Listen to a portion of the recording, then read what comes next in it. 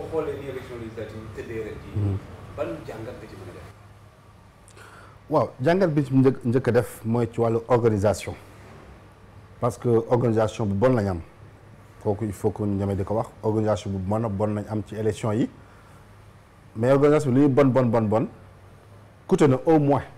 waxuma sax marché yi nga xam ne mais marché isoloir yi ñoo xam ne tricherie amoon na ci au niveau du ministère de l'intérieur je dis tricherie amoon na ci au niveau du ministère de l'intérieur waxuma transport bi waxuma également waxatuma 50 milliards yi nga xam ne le ministère de l'intérieur daf ko jël jox ko entreprise bi ñuy wax Iris Corporation ci yaama neex mais de façon illégale ci yaama neex de façon illégale alors que ñoom agents yi nekk seen biir nekk responsable yu mel ne responsable direction de l'automatisation du fichier ñoom dañ ne woon très clairement amoon nañ possibilité lancer un appel d'offres lancer benn jongante defuñu ko li ci gën a garaawati mooy amoon na au moins ñi ci côté Iris Corporation entreprise bi nga xam ne jox nañ ko contrat bi amoon lu toll ci lu ëpp fukk ak ñetti candidats yoo xam ne bëggoon nañ également réaliser la conception ak production carte d'identité biométrique yooyu Sénégal xañ leen ko malgré loolu fi mu nekk jusqu'à présent mënoo demander contrat bi ba am ko mënoo demander PV ba am ko mënoo demander lenn également ba am ko ci wàllu transparence donc organisation bi organisation bu chaotique la bu bon la boo ñëwee ci acteurs yi muy l'opposition wala pouvoir d'abord ci pouvoir bi dafa nekk élection boo xam ne dafa amoon importance ci coalition Benno Bokk Yaakaar ba tax na buñ ne rek yaakaar ne le président de la République dafa jiital premier ministre que moom defu ci dara au contraire le président de la République waxumal sax stratégie électorale bi mais matériel bi da ko doon surveiller également tissu yi da ko doon surveiller oto yi ñu doon jënd également da ko doon surveiller waxtuma la stratégie électorale bi ba tax na képp koo xam ne mer nga nekk ci benn dëkk président République moo jël téléphone am woo la wax ak yow pour nga daal teg si mu jël premier ministre jiital ko alors bi mu jiital le premier ministre moom ci discours am doon wax naan dafay défendre le plan Sénégal émergent le PSE ba tax souvent bu ñu ne le premier ministre dafa réussir en politique dama ne peut-être analyse wuñu les faits et les actes parce que dama jàpp ne bu fekkee da nga défendre PSE mu le plan Sénégal émergent nga dem outil nga am ci 49% maanaam lu ëpp ci Sénégalais yi nga xam ne voté nañ li ci ëpp ci Sénégalais yi voté luñ la je pense que loolu ak toute humilité échec la beneen wàll bi opposition mënuñu xama fan lañ mën a yaakaare ne war nañ mën a gagner le pouvoir ci tasaaroo man xaw ma fenn foo xam ne waroon mën a ko jaar pour gagner le pouvoir ci tasaaroo nen niñ mënoon def pour gagner le pouvoir moo doon booloo te résultat wane nañ ko buñ boole woon au moins dañ ëpp ay du ma ne peut-être dañ ëpp député peut-être également dinañ am mais au moins dañ am benn genre équilibre au niveau du pouvoir te loolu équilibre au niveau de l'Assemblée nationale te loolu moo baax ci pouvoir. loolu noonu ñu xool am na loo xam ne tey manqué na xëy na ci opposition bi muy koo xam ne dañoo jàppoon ne tey mënoon na indi yaakaar ci élection yi wàllu opposition bi muy Khalifa Sall yi nga xam ne mënu ko féetewoo ginnaaw tey booy def jàngat ci loolu ñu jàppee Khalifa Sall ak élection yi est-ce que tamit loolu amul wàllu mu wàññi tamit ci doole opposition bi ak aussi ni ñu ko dugalee kaso ndax tegu na ci yoon. waaw li ñu ci mën a wax mooy da nga naan ñoom fi mu nekk nii amuñu majorité sénégalais yi ndax bu Khalifa Sall génnoon def campagne du demee neneen ndax koo xam ne tëj nga ko deful campagne deful dara am na ñu ko campagne ci biti teewul ñu naan yaa ko gañe wala gañewoo ko yaa ko gañe wala gañewoo ko biir Dakar loolu je pense que également jàngal la ci pouvoir bi ak tous les moyens yi xam ne jot nañ ko génnee ak également ki doon jongante moom Dakar muy le ministre de l'économie et des finances monsieur Amadou Ba donc loolu day wane ne nga neex mu naqari nga bañ ko wala nga bëgg ko Khalifa Sall poids politique la au niveau de Dakar kooku c'est certain man ma lire Khalifa Sall gérewul caisse d'avance kayit yi muy donc mënul nekk personnellement et pécuniairement responsable donc détournement de deniers publics xanaa ki yor caisse di ko manier moo koy def ku yorul caisse manier woo ko mënoo détournement de deniers publics c'est pas possible xaalis bi nekk sa poche yow mënuma ko détourner te eggu ma ci mënuma ko détourner te jot te xanaa mu luxus ko te góobu moo ne Khalifa Sall am na ay don pour luxus donc ci droit laay wax de moo tax ñi nga xam ne day demander sa libération moi je dis da ngeen demande libération ci ban fondement jàpp nañ ko procureur def na li mu war a def juge d'instruction jàpp naa ne war na boucler dossier am dem même procès man jàpp naa ne bu ñu demee procès devant un juge ou bien benn juge devant un juge yu sérieux gëwuma ne feeñ fi reproché ak caisse d'avance bi Khalifa Sall war na mën a kaso gëwuma ko. yaa ngi wax ci wàllum procès ñenn ñi ngi wax tamit nañu sukkandiku ci immunité parlementaire am ba tax ne dañuy installé jamono jii ñu passé 13e législature bi wax jooju jug na kon tey par rapport ak dugal kaso ngeen immunité parlementaire lan moo ciy doole ci Khalifa Sall. waaw dama jàpp ne man jàpp naa ne immunité parlementaire bi mooy ñi tudd libération moo tax ñoom ñoo tudd immunité parlementaire mais dama ne du ma wax waxu immunité parlementaire damay wax waxu garantie lu mu bon koo xam ne jugé guñu ko koo xam ne condamné wuñu ko koo xam ne Dakar la dëkk koo xam ne mooy maire capitale bi jàpp ma ne ak feeñ ki reproché jaral na ko mu daw génn Sénégal donc kooku am na garantie pour nga accorder ko liberté provisoire parce que principe bi nag wax dëgg yàlla nekkul di tëj nit ki kaso du caaxaan kaso kenn du ko caaxaanee donc jàpp naa ne moom en principe war na am liberté provisoire bu ko mayoon mu doxal soxlaam bu ko mayoon mu mën a gérer maireem bu ko may également mu mën a assister investiture bi au niveau de l'Assemblée nationale parce que député la ma dox ma sax waxu immunité parlementaire je dis encore une fois ak moom li muy représenté en tant que garantie en tant que ci yow koo xam ne jugé guñ la koo xam ne condamné guñ la am nga sa liberté bopp maanaam defagul dara dañ ko topp dong mais defagul dara dañ ko topp kooku également je pense que war nga ko bàyyi mu dem liggéeyam mu dem également maireem mu dem également au niveau de l'Assemblée nationale. ndax li dal wolof naan weex tunk Khalifa Sall est-ce que tey du bay ren moo ko tooñ di naan siiw du jaay borom ba tax tey Macky Sall gis ne kii nii tey ak doole gi mu am ak bayre gi mu am su ma ko xawta laax tey élection présidentielle bu baax na. waaw xam nga bayre ñu koy natt ci da ngay dégg ci rajo ñu koy natt également ci sondage man ne gisuma sondage peut-être président de la République moo def sondage am xam ne kat ni fi mu nekk nii ñu ko mën a sonal bokk na ci par exemple monsieur Khalifa Sall parce que man mosuma dégg Khalifa Sall ubbi gémmiñam na dama bëgg nekk candidat 2019 mais wax na ne PS dina am candidat 2019 mais moom dégguma moom mu ne dina am candidat 2019 ndax mbébét wala yaakaar war na tax ñu dugal nit kaso. deuxièmement wax naa wax sànq sunu carte d'identité biométrique yi nee naa la Abdoulaye Daouda Diallo ministère de l'intérieur joxe na illégalement et par gré à gré ci yaama neex 50 milliards à Iris Corporation pour la confection et la production des cartes d'identité biométriques. Moustapha Diop tam nekk ministre chargé de la microfinance tam doon gérer avant muy dugg ci gouvernement bi le fonds d'appui à l'entrepreneuriat féminin moom bi nga xam ne Cour des comptes dafa ne dafay dem auditer xanaa loolu moo gën a garaawati encore une fois bu Cour des comptes lu toll ne institution de la République au même titre que le président de la République au même titre que le gouvernement au même titre que le Parlement au même titre que le Conseil constitutionnel au même titre également que le Conseil économique social et environnemental une institution na la kaay ubbi ñu say buntu ñu saytu sa gestion yow ministre nga ne maa bañ président far la ci def le ministre de l'industrie maanaam jox ko la grade xanaa loolu mu gën a garaawati te fonds boobu ñaata milliards la doon gérer fonds boobu ñaata milliards la doon gérer ci xaalis te teewul tey borom mi ñoo ngi ko nommé ministre loolu mooy lan làq doom dóor doom moo tax gëwuma ne président de la République gestion vertueuse ak transparente moo tax mu ne Khalifa Sall dama lay yóbbu kaso gëwuma ko li mu gëm booy c'est uniquement politique te ci wàllu politique encore une fois wax naa la ko sànq ne la dégguma fi Khalifa waxee noonu dafa bëgg nekk président dégguma ko kon loolu est-ce que war na tax nga ne da ngay sànq doomu jàmbur. ci wàllu boobu noonu tey Khalifa Sall dugg am keneen ku génn keneen koo xam ne yaakaaroon nañu fàtte nañ ko keneen koo xam ne ma nga ca France du noppal bu ñëw tey xaw a jaxase carte gi. muy doon Laay Wade ki nga xam ne moom ñëpp jàpp nañ ne moo fi nekk parce que élection yi gis nañ ne moom moo nekk première ci opposition yi. ban jàngat nga def ci ñëwu Laay Wade est-ce que tamit tey joxu espoir wala yaakaar askan wi. non ñëw Abdoulaye Wade man gëwuma ne espoir la pour Sénégalais yi mais c'est une réponse aux pratiques du président de la République Macky Sall bu ñu fàttali ne président Abdoulaye Wade du ak entre guillemets du ak morom moo tax sénégalais jëlee ko fi du ak ñàkk respecté nit ci ma jàpp ci la ma jàpp moo tax sénégalais jëlee fi mais relation ak xaalis réew mi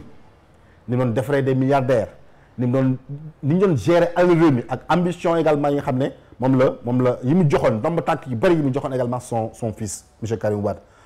pratique yooyu nga xam sénégalais yi dañ ko xeex contre le parti socialiste bu ñu ko fàtte également le parti socialiste également est le berceau de ces pratiques là moo ko njëkk a pratiqué Abdoulaye Wade ñu jëlee leen fi Abdoulaye Wade ñëw pratiqué la même chose ñu jëlee ko fi parce que pratique yi parti socialiste doon def moom la également di moom la Abdoulaye Wade monsieur président Abdoulaye Wade doon def mais pratique yooyu le président Macky Sall nekk opposant ñu def ko li ñu ko def Assemblée nationale mu tourner le dos au président Abdoulaye Wade créer son parti defar manifeste defar un programme qu'on appelle yoonu yokkute ci biir programme bi mu ne man espoir maanaam comme parti bi Alliance pour la République maanaam su ma ñëwee espoir laa leen jox espoir mooy lan pratique yi xam ne le président Abdoulaye Wade doon na ko def dootu ma ko defati vous aurez un gouvernement di ngeen am gouvernement de rupture di ngeen am une gestion vertueuse et sobre di ngeen am un gouvernement de 25 ministres dinaa lutter contre transhumance dinaa yooyu nax saay maanaam amul lenn loo xam ne le président de la République Macky Sall digge woon na ko te mu def ko bi mu nekkee président bi nekkee opposition bi nekkee président de la République defu ci dara. En 2007 c'est le président de la République Macky Sall moom moo nekkoon le directeur de campagne du président de la République Abdoulaye Wade. En 2017 ce sont les faits du président de la République Macky Sall ñu ñoo nekk en fait directeur campagne le président de la République Abdoulaye Wade. maanaam jëf yi mu wane def ko ñu dund ko moom moo dimbali Abdoulaye Wade également revenir avec force boo seetlu Abdoulaye Wade waxul campagne bi waxul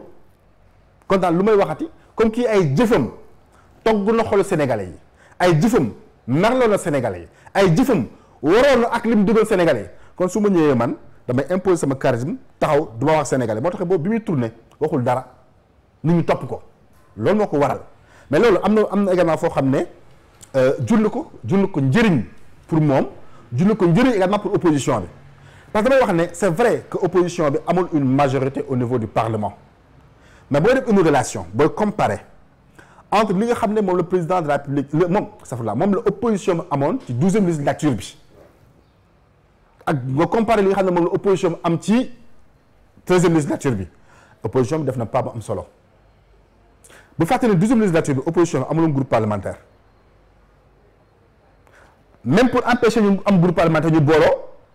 waa Benno Bokk Yaakaar dañoo modifier règlement intérieur de l'Assemblée nationale dañoo def ñu gis même ak député xam ne ñoo génn ñoo nekkatuñu Assemblée nationale donc opposition bi am na également foo xam ne avancé nañ fa en qualité mais je dis encore une fois mauvaise gouvernance bu amee Sénégal tey gën fi takkarnaase ba nga xam ne Sénégalais ils sont entre guillemets ñi am sentiment ou impuissance face également actes yi nga xam ne moom le président de la République Macky Sall di posé mooy parce que dañoo nekk en face benn opposition boo xam ne dafa fragmenté wu maanaam opposition bu tas moom moo tax fi mu nekk nii Sénégalais am un sentiment d'impuissance moom moo tax Sénégalais également di révolté wu di waxee neneen loo xam ne xamee wuñ ko suñu dëkk te boo seetloo tey ci internet bi loo fa xew pare. kon loolu indi ay kaw Assane Diouf ay kaw Ami Collé. je ne sais pas du ma ne mooy ni cas yooyu mais damay jàpp ne également que bu fekkante ne mal gouvernance am na fenn te ñi leen war a défendre ñi jóg ne dañoo war a défendre luñ leen population moo jël défense bi également à sa charge. bu ñu jógee ci loolu tax ba tey Macky Sall ci nguuram bi tamit indi ci ay coppiteef bi mooy ne am na ñoo xam ne génn nañ leen am ñu dugal waaye moom mu tuddee ko tamit nguur goo xam ne day wéyal lu ñu ci doon def ndax tey nekk na loo xam ne dinañ dund tamit ne Macky Sall tegu na ci tànku defar réew mi ci ngir amaat mandat wu 2019. non tànk yi moom du nekk tànku defar mun na nekk tànk uti mandat 2019 nag mais nekkul tànk defar xam nga nit ñi dañ naan gouvernement de continuité mais dama naan booy continuité am na point de départ ndax point de départ bi moo nekk ci moo nekk bi ñuy doog a nommé Mohamed Boun Abdallah Dionne wala point de départ après boo commencé foofu da ngay def tabula rasa maanaam li Abdoul Mbaye def yëpp da nga koy teg de côté wala point de départ mooy nekk bi nga xam ne président de la République nommégul kenn mais moo taxaw def discours le 3 avril def discours daan na man lii ak lii lay def et même avant dans le yoonu yokkute parce que loolu dañ koy fàtte donc point de départ bi mooy le programme bi taxaw ñu nommé ñu élire ko président de la République mooy le yoonu yokkute te programme boobu laa la wax encore une fois daf ñu ci wax gouvernement de rupture daf ñu ci wax ay institutions ay conseil d'État daf ñu ci wax également retour du conseil d'État wax ñu également mettre en place des institutions pour la gestion vertueuse et transparente et cetera boo gisee point de départ boobu noonu ak pratique yi nga xam ne moom le président de la République Macky Sall def c'est une discontinuité et non une continuité maanaam li mu diggoon Sénégalais yi bañ voté ko daf ko wàcc jël beneen yoon donc amatul continuité. lu la wax waxeet la def parce que bu doon benn yoon la sax ñu la wax waxeet la mais boo diggee da nga def ministre da nga def ministre 25 ministres gouvernement de 25 ministres tey ñu ngi ci 39 voire 40 am ñu calculé naan 71 ministres bu ci diggee yow nga ne man opposant def discours ne transhumance baaxul lu bon a bon la et cetera nga ñëw di def apologie de la transhumance daan ne ku bëgg a ñëw kat mun nga dem bëgg nga ñëw affaire karab loolu nekku ci respect engagement bu fekkente ne yow da nga ne jël naa nga def interview nga ne man sama rak du mës a bénéficier wu décret de nomination nga ñëw def le contraire war nga sa wax donc ñaata ay waxeet yoo xam ne le président de la République Macky Sall def na ko jëm ci kàddoom. kon nag nan nga tuddee gouvernement bi léegi bu fekkee ne gouvernement de continuité nan la ko mën a tuddee. discontinuité c'est un gouvernement de discontinuité par rapport aux engagements du président de la République c'est ce que je dis donc la continuité ok la continuité dans l'opacité la continuité ci nébuleuse la continuité ci yàq xaalis je peux comprendre la continuité mais la continuité par rapport aux engagements du président de la République c'est une discontinuité par rapport aux engagements du président de la République. est-ce que loolu taxul nit ñi naan ay ku ci mel ne Eva Marie Coll Seck ku ci mel ne ay Mankeur Ndiaye bu ñu leen wàccee mooy ne déjà amuñu doole ci wàllu politique ndax ñun ñoo xam ne laan nañ leen ci politique bi waaye tamit bu ñu demee ba jël koo xam ne Aly Ngouille Ndiaye def ko tey ministre bu yor wàllu élection yëpp parce que poste bi ñu ko jox mooy gérer loolu mu dem jël keneen koo xam ne tamit mooy raxam jox ko caisse de dépôt et consignation caisse de dépôt et de consignation indi tamit Abdoulaye Daouda Diallo changé ko poste loolu noonu tey lan lay jublu li muy jublu mooy man président de la République damay dem élection te élection ñett ba ñeenti mbir moo ko yor boo tegee la cartographie des organes et des institutions et des acteurs ñett ba ñeenti mbir moo ko yor justice organisation élection électeur ak xaalis te programme électeur Sénégal da nga am xaalis yaa ngi dégg mu ne kon justice naa fa teg sama homme de confiance opposition bi dafa ne nañ fa teg également nañ change Abdoulaye Daouda Diallo mais quand l'opposition et la société civile demandaient que ñu change Abdoulaye Daouda Diallo c'était pas que ñu changer Abdoulaye Daouda Diallo simplement mais que ñu changer Abdoulaye Daouda Diallo en tant que membre de l'APR maanaam ñu teg fa une personnalité neutre ce qui n'a koo xam ne bokkul fenn moom moo yor élection yi bu leen neex sécurité nag comme Sénégal on a besoin de sécurité ñu teg fa bu leen neexee un homme du parti parce que bu Sénégal amul jàmm ñoom tam duñu am jàmm donc ils ont intérêt que Sénégal am jàmm mais bu dee élection yi yow da ngaa far ku far mënta juger ku far mënta juger kenn du parparloo bëgg a juger mënoo far wala ngay parparloo mën a naan da ngay joxe engagement wu dialogue comme le fait aujourd'hui monsieur Aly Ngouille Ndiaye je ne pense pas que ça soit sincère du tout et ça ne peut pas être sincère parce que mënuñ dem ci jogante nga ne man dama laa bëgg a gagner après nga ne kaay waxtaan yan condition lañ dem pour que élection transparente gëwuma ko li ma gëm mooy donc poste boobu il faut que ñu def fa une personnalité neutre donc président de la République comprendre na élection yi kat il faut moom un homme de confiance mu teg fa également monsieur Aly Ngouille Ndiaye. Aliou Sall nga xam ne mooy cas Aliou Sall cas à part cas boo xam ne tey ñi ñëw koy waxee ñu jël ko jox ko benn poste boo xam ne mooy caisse de dépôt et de consignation waaw Aliou Sall tey lan lay inspiré ak domination boobu lan la lay. non Aliou Sall mënu ma inspiré dara man ñu ma inspiré ñeneen la ñeneen ñoo ma inspiré mais Aliou Sall mënu ma inspiré dara su dul woon li nga xam ne dugg na ko suñu gestion des ressources naturelles wala suñ dugg na ko suñu gestion des deniers publics dama bëgg Sénégalais xam ne ni ñu tuddee frère ñeneen ñi mu nekk Abdoulaye Daouda Diallo am na ay frère Aly Ngouille Ndiaye am na ay frère donc c'est la même chose également ni ñu tuddee les autres le frère du président de la République parce que moo dugg suñu gestion deniers publics suñu constitution moo ñu may ñu défendre suñu gestion suñu ressources naturelles donc loolu ko ci dugal au profit d'un décret illégal boo xam ne son frère moo ko signé moo approuvé des contrats de façon illégale moom mu dugg ci mbir pétrole boobu ak monsieur Aly Ngouille Ndiaye loolu moo tax ñu koy tudd mais bu doon loolu duñ ko tudd intéressé wuñ sax donc moom duñ inspiré ñun ñeneen ñoo ñuy inspiré donc moom duggam au niveau de Petro-Tim c'est catastrophique te également nekkam au niveau de la caisse de dépôt et de consignation damay fàttali ne bi mu ne démissionné na Petro-Tim parce que moom day démissionné rek bi mu ne démissionné na Petro-Tim bu fàtte ne Franck Timis dafa noonu daf koy nommé directeur Afrique bu Franck Tim pour assurer le marketing de Timis Corporation donc jusqu'à preuve du contraire ba mu wane leneen parce que moom ba mu wane leneen il est toujours directeur marketing de Afrique de Timis Corporation en même temps il est directeur général de la caisse de dépôt et de consignation il y a un conflit d'intérêt qui est posé ici donc moom monsieur Alioune Sall en personne ne nous intéresse pas mais c'est la gestion de nos deniers qui nous intéresse te la caisse de dépôt de consignation c'est un moyen pour l'engraisser pour l'engraisser pour jox ko xaalis bare boo xam ne dina ko mën a politiquer dina ko jox xaalis boo xam ne dina ko mën a politiquer parce que enfin bankam je ne sais pas mais en tout cas on lui a donné benn structure boo xam ne il a des moyens wax ma sax moyens financiers mais suuf parce que caisse de dépôt de consignation te loolu dina si ñëwaat caisse de dépôt de consignation même day def ay promotion logement demal Mbambilor am nañu un projet de logement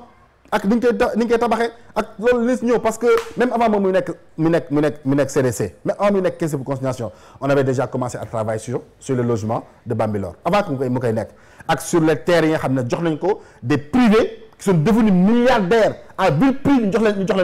leen terres yi ils sont devenus des milliardaires sur la base également de cet argent là avant moom muy ñëw on a commencé à travailler donc ëllëg si on sort quelque chose que les gens ne disent pas que c'est à cause de lui non ça personne ne nous intéresse pas mais c'est le denier public qui nous intéresse mais comme c'est le président public qui a pris l'engagement de le mettre là-bas moom moo jël dogal nekk la na assumer conséquences yi c'est tout ci assumé boobu tamit tey Macky Sall ñu ngi naan xam rek dañ naan tamit jëkkër ak jabar dañoo jegante waaye tey gis nañ ne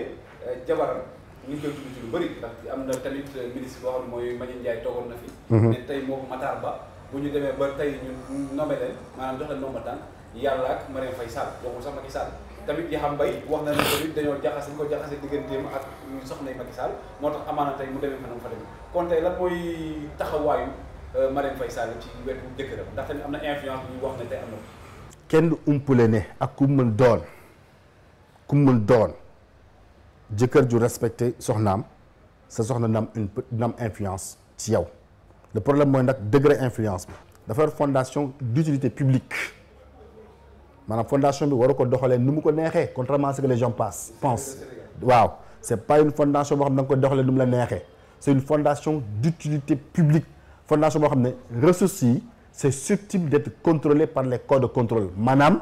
xaalis bi nga xam ne moom mooy dugg ci fondation bi parce que dafay agir nee na pour dimbali askan wi te ku agir pour dimbali askan wi alal ji ngay utiliser corps de contrôle yi dañ koy saytu man lu ma intéressé mooy tey jii nii les rentrées d'argent au niveau de cette fondation là que la fondation def un rapport pour wax askan wi ne xaalis bi man kat jot naa xaalis nangam parce que jot naa xaalis nangam parce que fondation yi de façon globale li nga xam ne wane nañ ko ci yenn étude ci wàllu blanchiment d'argent c'est des moyens pour blanchir de l'argent man su ma amee argent sale ma nekk en connivence maanaam ma d'accord ak yow mi nga xam ne yow nga fondation ma jël xaalis ma ne la defal naa la ko don par exemple ma jox la 500 millions na la defal naa la don 500 millions wala defal naa la don 100 millions mais tu peux prendre également les 10 millions les 80 millions wala les 70 millions nga restituer ma ko ailleurs les 10 millions nga jox ko askan wi mooy ne way jënd nañ mat la oui ay nit dee nañ yóbbu nañ fi 8 millions wa est-ce que quelle est l'utilisation faite de xaalis bi nga xam ne moom la fondation civile de Sénégal man loolu moom intéressé ci madame Faye Sall mais pas ses relations avec sa famille pas ses relations mais son implication dans l'espace public son implication ci gestion wu deniers publics ci gestion également askan bi man foofu laa bëgg a inviter également les Sénégalais à réfléchir sur cette question là